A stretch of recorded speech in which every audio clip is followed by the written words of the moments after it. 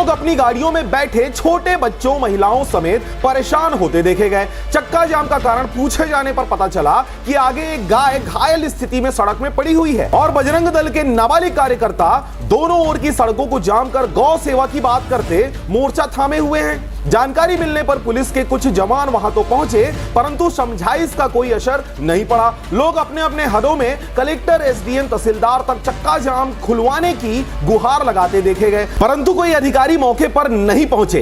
काफी शोर शराबा और हो हल्ला के बाद अंततः नाबालिग स्वयं थक गए और चक्का जाम खोल दिए। 11 जुलाई को तखतपुर पुल में चक्का जाम कर सांसद तोखन साहू के काफिले को रोकने वाले 12 लोगों पर एफआईआर कर गिरफ्तार भी कर लिया गया है, लेकिन बरेला चौक में नाबालिग गौ रक्षकों पर कोई कार्रवाई नहीं हुई, जिन्होंने आम राहगीरों को लगभग 2.5 घंटे तक चक्का जाम में फंसाए रखा। जरा सोचिए। मैं था पुखराज सिंह। चैनल को अभी तक आपने सब्सक्राइब नहीं किया तो कृपया सब्सक्राइब करें, खबरों को ज्यादा से ज्यादा शेयर करें। फिलहाल मुझे दीजिए विदा। नमस्कार।